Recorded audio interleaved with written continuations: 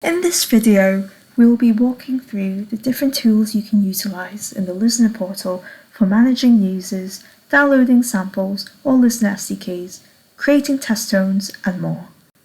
We'll begin logging in with your given credentials. Let's first look at account settings. You can also access this page by clicking on the user icon and going to account.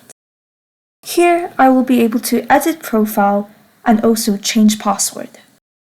When you scroll down, you can view your organization details. Within this section, you can also add users. To add a user, click on the button and it will take you to a form where you can fill out their detail. One thing to note here, that administrators have the ability to add users to the portal account. To view and pay any invoices using the LISNR portal, go to the user icon and to the billing tab. Here in this top section, you will be able to view and pay your current invoice. Just below, you will be able to view and pay your previous invoices. Now let's have a look through LISNR portal resources. So I'm going to click here on the resources at the top tab and go to LISNR Basics.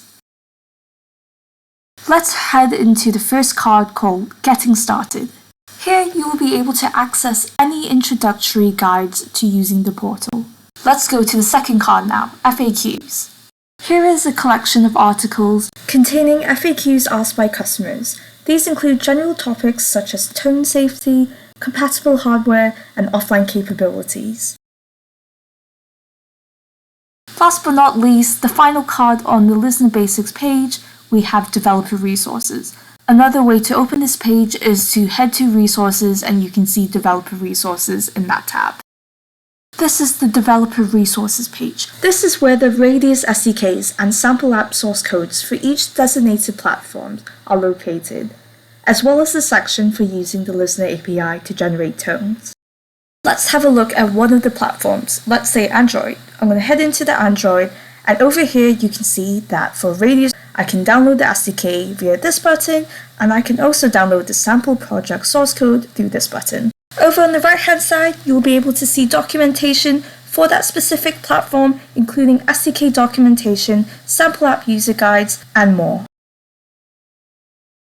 Let's focus on app management. As you can see, that tab is grayed out at the moment. That is because we have no apps available in the current apps on the top right. In order to create SDK tokens, you first need to create a portal app. Generally, you should make one portal app for each individual app you are integrating the LISNR Radius SDK into, or make separate apps for testing and production environments. For example, if you have a merchant app and a client app, you should make two portal apps.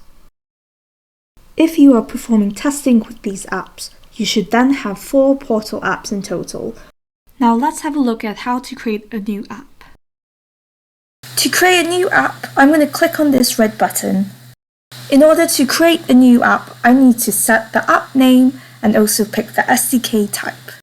Finally, I need to configure the app settings, so tick if it is a test app and then you can hit that button. Please note that if you want to edit the app settings or create a production live app, you will need to create a new app. Great! We've created that new app. Let's make that our current app so that we can go into app management. The first tab under app management is app settings. This is where you'll be able to view your app settings and also delete the app.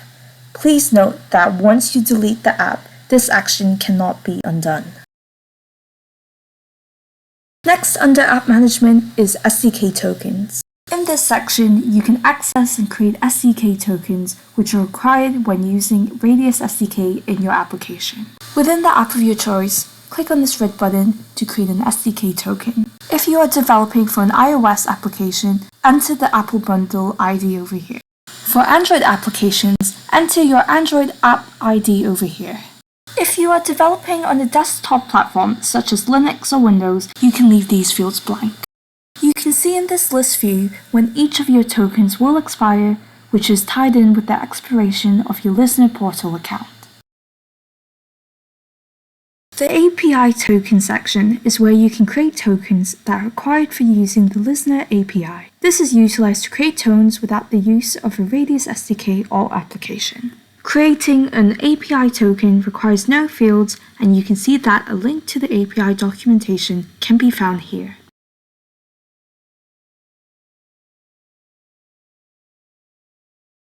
The last two sections in the App Management tabs are helpful tools for testing out LISNR tones. The Tone Creator directly uses the LISNR Tone Service API. In the Tone Creator section, you can locally create a LISNR tone with an embedded payload of your choice. Let's create a tone now. Here I will set the tone profile Zone 66, the channel 1, the format WAV file or MP3, and then the payload in bytes, or as I'll be doing, in ASCII tags. Next, I'm going to set the tone lock type. Refer to the SDK documentation for tone lock type functionality details. I can also select if I want to encrypt the payload. There is also an option to add a preprint silence to the beginning of the tone, which is about 200 milliseconds of silence. Just here, you can see the tone length, which is the length of time it takes to transmit the tone, which fluctuates depending on the tone profile and payload size in bytes chosen. When you are done, you can either download or preview the tone you've just created.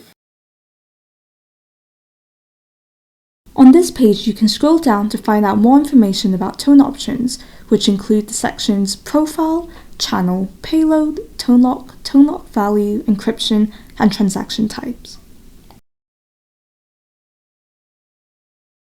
The last section we have is our tone speed calculator. This performs similar functionality as the tone length you saw in the Tone Creator section. Here, you can see a breakdown of the components of the tone and how they contribute to the total transmission time.